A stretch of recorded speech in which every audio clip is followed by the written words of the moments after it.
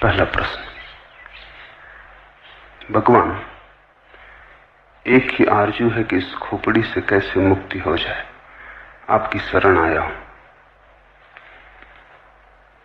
पूछा है चिन्मय ने। खोपड़ी से मुक्त होने का ख्याल भी खोपड़ी का ही है।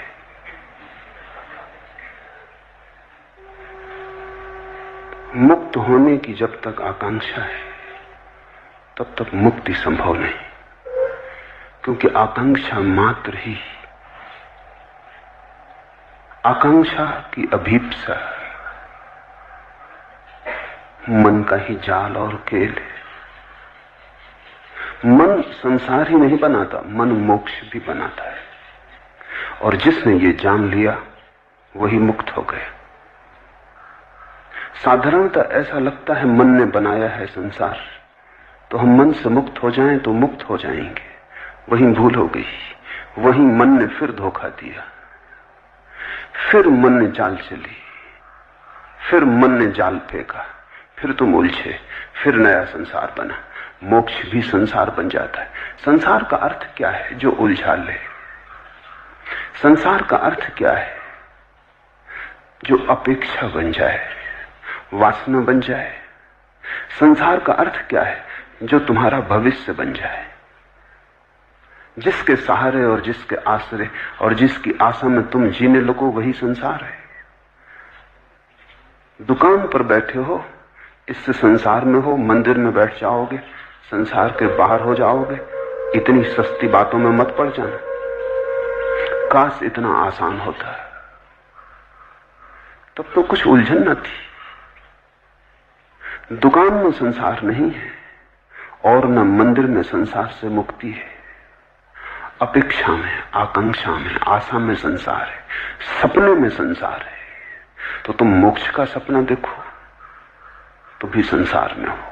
संसार के बाहर वही है जो अभी और यही है। लेकिन इसका तो अर्थ यह हुआ कि मोक्ष की आकांक्षा भी छोड़ देनी पड़ेगी, अन्यथा मोक्ष के बहाने भी, मोक्ष की वासना से भी तुम नए नए संसार बनाते चले जाओगे। समझना काफी है, छूटना नहीं है। छूटना किससे? किसी ने बांधा होता तो छूटते, किसी ने बांधा भी नहीं। बंधन कहां है? बंधन से छूटने की जल्दी मत करो, क्योंकि यह भी हो सकता है बंधन हो ही ना, तब तुम छूटने की कोशिश से बंध जाओगे। और अगर बंधन नहीं है तो छूटोगे कैसे? बंधन से छूटने की कोशिश मत करो, बंधन को जानने की कोशिश करो कि बंधन कहां है। पूछो, जिज्ञासा करो, वासना मत करो। विपरीत की वासना भी वासना है। तुम कुएं से बचते हो, खाई में गिर जाते हो। इससे क्या फर्क पड़ेगा कि तुमने गिरने का ढंग बदल लिया? तुम बाएं गिरे कि दाएं गिरे, इससे क्या भेद पड़ता है? जिज्ञासा करो कि बंधन कहां है, बंधन क्या है। बंधन को भर आंख देखो, इसी को बुद्ध ध्यान कहते हैं, अप्रमाद कहते हैं कि बंधन को भरी आंख से देखो। तुम्हारे देखने देखने में तुम पाओगे बंधन पिघला, बंधन गया, क्योंकि बंधन तुम्हारी मूर्छा है। अगर तुम जाग के देखोगे कैसे टिकेगा? बंधन वस्तुतः होता तो मुक्ति का कोई उपाय न था। बंधन केवल ख्याल है, बात में से बात निकल आई है, कहीं कुछ है नहीं। एक युवक भिक्षु नागार्जुन के पास आया और उसने कहा कि मुझे मुक्त होना है, और उसने कहा कि जीवन लगा देने की मेरी तैयारी है, मैं मरने को तैयार हूं, लेकिन मुक्ति मुझे चाहिए। कोई भी कीमत हो चुकाने को राजी हूं। अपनी तरफ से तो वो बड़ी समझदारी की बातें कह रहा था। चिन्मय ने भी यही पूछा है आगे प्रश्न में। सरफरोशी की तमन्ना अब हमारे दिल में है, देखना है जोर कितना बाजुए कातिल में है। उसने भी यही कहा होगा नागार्जुन को कि मरने की तैयारी है, अब तुम्हारे हाथ में सब बात है। मुझसे न कह सकोगे कि मैंने कुछ कमी की प्रयास में, मैं सब करने को तैयार हूं। अपनी तरफ से वो ईमानदार था, उसकी ईमानदारी पे शक भी क्या करे, मरने को तैयार था, और क्या आदमी से मांग सकते हो। लेकिन ईमानदारी कितनी ही हो भ्रांत थी। नागार्जुन ने कहा, ठहर, एक छोटा सा प्रयोग कर, फिर अभी इतनी जल्दी नहीं मरने मारने की, ये भाषा ही ना समझेगी, यहां मरना मारना कैसा। तो एक 3 दिन छोटा सा प्रयोग कर, फिर देखेंगे। और उससे कहा कि तू चला जा सामने की गुफा में, अंदर बैठ जा और एक ही बात पर चित्त को एकाग्र कर कि तू एक भैंस हो गया है। भैंस सामने खड़ी थी, इसलिए नागार्जुन को ख्याल आ गया कि तू एक भैंस हो गया है, सामने भैंस खड़ी है। उस युवक ने कहा जरा चिंतित होकर कि इससे मुक्ति का क्या संबंध। नागार्जुन ने कहा, वो हम 3 दिन बाद सोचेंगे। बस तू 3 दिन बिना खाए पिए, बिना सोए, एक ही बात सोचता रहे कि तू भैंस हो गया है। 3 दिन बाद मैं हाजिर हो जाऊंगा तेरे। अगर तू इसमें सफल हो गया तो मुक्ति बिल्कुल आसान है, फिर मरने की कोई जरूरत नहीं। उस युवक ने सब दांव पे लगा दिया। वो 3 दिन न भोजन किया न सोया। 3 दिन अहिर्निश उसने एक ही बात सोची कि मैं भैंस हूं। अब 3 दिन अगर कोई सोचता रहे भैंस है, वो भैंस हो गया। हो गया नहीं कि हो गया, उसे प्रतीत होने लगा कि हो गया। एक प्रतीति पैदा हुई, एक भ्रम जाल खड़ा हुआ। जब तीसरे दिन सुबह उसने आंख खोल के देखा तो वो घबराया, वो भैंस हो गया था। और भी घबराया क्योंकि अब बाहर कैसे निकलेगा। गुफा का द्वार छोटा था, आए तब तो आदमी थे, भैंस थे, उसके बड़े सींग थे। उसने कोशिश भी की तो सींग अटक गए। चिल्लाना चाहा तो आवाज तो ना निकली, भैंस का स्वर निकला। जब स्वर निकला तो नागार्जुन भागा हुआ पहुंचा। देखा युवक है, कहीं कोई सींग नहीं, मगर सींग अटक रहे। कहीं कोई सींग नहीं, वो आदमी जैसा आया था वैसे ही है। लेकिन 3 दिन का आत्मसम्मोहन, 3 दिन का सतत सुझाव, 3 बार भी सुझाव तो परिणाम हो जाते हैं। 3 दिन में तो करोड़ों बार उसने सुझाव दिए हम, फिर बिना खाए बिना सोए। जब तुम 3 दिन तक नहीं सोते तो तुम्हारी सपना देखने की शक्ति इकट्ठी हो जाती। 3 दिन तक सपना नहीं देखा, जैसे भूख इकट्ठी होती है 3 दिन तक खाना न खाने से, ऐसा 3 दिन तक सपना न देखने से सपना देखने की शक्ति इकट्ठी हो जाती। 3 दिन की सपना देखने की शक्ति, 3 दिन की भूख में भी जितना शरीर कमजोर हो जाता उतना मन मजबूत हो जाता है। भूख से शरीर तो कमजोर होता है, मन मजबूत होता है। इसलिए तो बहुत से धर्म उपवास करने लगे और बहुत से धर्मों ने रात्रि जागरण किया। अगर रात भर जागते रहो तो परमात्मा जल्दी दिखाई पड़ता है, सपना इकट्ठा हो जाता है। अभी इस पर तो वैज्ञानिक शोध भी हुई है और वैज्ञानिक भी इस बात पर राजी हो गए हैं कि अगर तुम बहुत दिन तक सपना न देखो तो हेलुसिनेशंस पैदा होने लगते, फिर तुम जागते में सपना देखने लगोगे, आंख खुली रहेगी और सपना देखोगे। सपना एक जरूरत है, सपना तुम्हारे मन का निकास है, रेचन है। 3 दिन तक जागता रहा, सपने की शक्ति इकट्ठी हो गई। 3 दिन भूखा रहा, शरीर कमजोर हो गया। ये तुमने कभी ख्याल किया, बुखार में जब शरीर कमजोर हो जाए तो तुम ऐसी कल्पनाएं देखने लगते हो जो तुम स्वस्थ हालत में कभी ना देखोगे। खाट उड़ी जा रही, तुम जानते हो कि कहीं उड़ी नहीं जा रही, अपनी खाट पे लेटे हो, मगर शक होने लगता है क्या गया है तुम्हें। शरीर कमजोर है। जब शरीर स्वस्थ होता है तो मन पर नियंत्रण रखता है, जब शरीर कमजोर हो जाता है तो मन बिल्कुल मुक्त हो जाता है। और मन तो सपना देखने की शक्ति का ही नाम है। तो बीमारी में लोगों को भूत प्रेत दिखाई पड़ने लगते, स्त्रियों को ज्यादा दिखाई पड़ते हैं पुरुषों की बजाय, बच्चों को ज्यादा दिखाई पड़ते हैं प्रौढ़ों की बजाय। जहां जहां मन कोमल है और शरीर से ज्यादा मजबूत है, वहीं वहीं सपना आसान हो जाता है। 3 दिन का उपवास, 3 दिन की अनिद्रा और फिर 3 दिन सतत एक ही मंत्र, यही तो मंत्र योग है। तुम बैठे अगर राम राम राम राम कहते रहो कई दिनों तक, पागल हो ही जाओगे। एक सीमा है झेलने की। वो 3 दिन तक कहता रहा मैं भैंस हूं, मैं भैंस हूं, मैं भैंस हूं। हो गया, मंत्र शक्ति काम कर गई। लोग मुझसे पूछते मंत्र शक्ति, उनको मैं ये कहानी कहते था, ये मंत्र शक्ति है।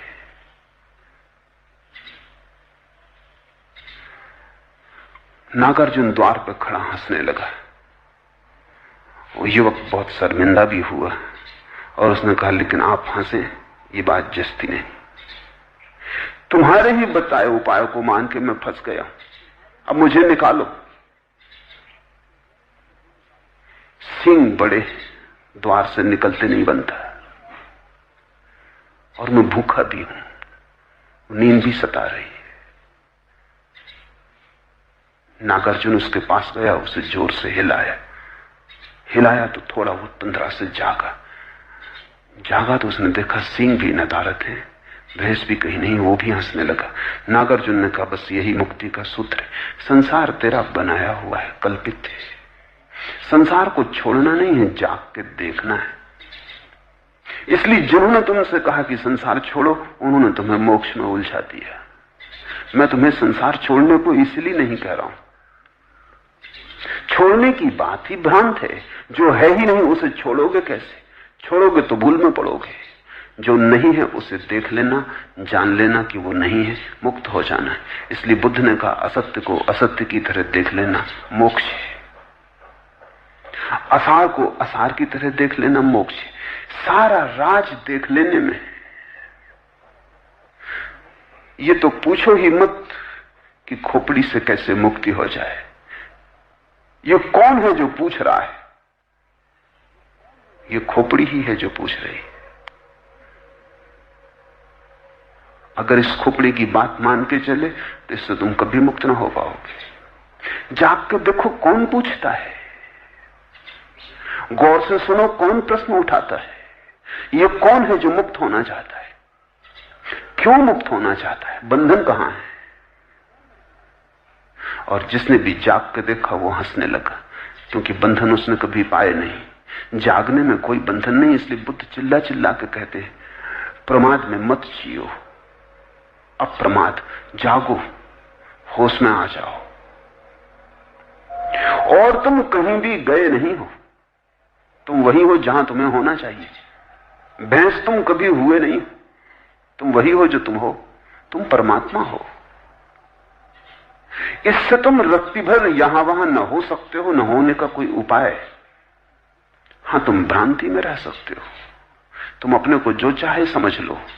मन शक्तिशाली है, तुम जो चाहोगे वही बन जाओगे। और जिस दिन भी तुम देखना चाहोगे उस दिन तुम दृष्टि बन जाओगे। दृष्टि मुक्ति है। समझे थे तुझसे दूर निकल जाएंगे कहीं, समझे थे तुझसे दूर निकल जाएंगे कहीं, देखा तो हर मुकाम तेरी रह गुजर में है। कहां जाओगे दूर निकल के परमात्मा से? कहीं भी जाओगे पाओगे उसके ही रास्ते में तुम्हारा मुकाम। समझे थे तुझसे दूर निकल जाएंगे कहीं, देखा तो हर मुकाम तेरी रह गुजर में। हर मुकाम उसी का है, हर पल उसी का है। अस्तित्व से दूर जाने का उपाय कहां है? कैसे जाओगे दूर? हां, सोच सकते हो, विचार कर सकते हो कि दूर निकल गए। और जब दूर निकलने का ख्याल आ जाएगा तो तुम चिल्लाओगे, पूछोगे पास कैसे आ जाएं? अब जो तुम्हें पास आने का रास्ता बता देगा वो तुम्हें भटका देगा। क्योंकि दूर अगर निकले होते तो पास भी आ सकते थे। दूर कभी निकले ही नहीं, इसको ही जानना है। तो अगर सार में तुमसे कहूं, बंधन की तरफ आंख करो, जहां जहां बंधन दिखता हो वहीं वहीं ध्यान को लगाओ। बंधन ध्यान का विषय बन जाए और तुम पाओगे तुम्हारे ध्यान की ज्योति जैसे जैसे सघन होती वैसे वैसे बंधन तरल होकर बिखर जाता है। जिस दिन ध्यान की ज्योति परिपूर्ण सघन हो जाती, अचानक तुम पाते हो कि बंधन गया, सपना था टूट गया, नींद का ख्याल था मिट गया। बिखरा ध्यान हो तो खोपड़ी है, इकट्ठा ध्यान हो खोपड़ी गई। विचार ध्यान के टुकड़े छितर गया ध्यान, जिससे दर्पण को किसी ने पटक दिया, खंड खंड हो गया। इकट्ठा जमा लो, बस उतने ही राज है। इसलिए ध्यान को चिंता, मनन, विमर्श बनाओ। खोपड़ी से मुक्त हो जाने की बात मत पूछो। खोपड़ी में कुछ भी बुरा नहीं, वहां भी परमात्मा ही विराजमान है। वो भी उसी का मंदिर है, वो भी उसकी ही रह गुजर है, वहां से वही गुजरता है। अगर तुम गलत ना समझो तो मैं तुमसे कहूंगा, विचार भी उसी के है, निर्विचार भी उसी का है, तनाव भी उसी का है और शांति भी उसी की, संसार भी उसी का और मोक्ष भी उसी का। इसलिए ज़ैन फकीरों ने एक बड़ी अनूठी बात कही है, जिसको सदियों तक लोग सोचते रहे हैं और समझ नहीं पाते। ज़ैन फकीरों ने कहा है, संसार और मोक्ष एक ही चीज के दो नाम हैं। ठीक से न देखा तो संसार, ठीक से देख लिया तो मोक्ष, लेकिन सत्य एक ही है। गैर ठीक से देखने का ढंग क्या है? आंख बचा बचा के चलते हो, भीतर काम वासना है, तुम उसे देखते नहीं। तुम्हारे न देखने में ही वो बड़ी होती चली जाती, भैंस के सींग बड़े होते चले जाते। भीतर क्रोध है, तुम उसकी तरफ पीठ कर लेते हो डर के मारे कि कहीं आ ही न जाए, ऊपर ना आ जाए, किसी को पता ना चल जाए। भीतर भीतर क्रोध की जड़ें फैलती जाती, तुम्हारा पूरा व्यक्तित्व विषाद, दुख, उदासी, भय और क्रोध के जहर से भर जाता है। और जितना ही ये बढ़ने लगता है उतने ही तुम डरने लगते हो। जितने तुम डरने लगते हो उतना ही तुम देखते नहीं, तुम आंख बचाने लगते हो। तुम अपने से आंख बचा बचा के कब तक भागोगे? कहां भाग कर जाओगे? तुम अपने से आंख बचा रहे हो, यही उलझन है। बचाओ मत, जो है जैसा है उसे देख लो। और मैं तुमसे कहता हूं, उसके देखने में ही मोक्ष है। जिसने देख लिया ठीक से अपने को, उसने सिवाय परमात्मा के और कुछ भी न पाया। समझे थे तुझसे दूर निकल जाएंगे कहीं, देखा तो हर मुकाम तेरी रह गुजर में है।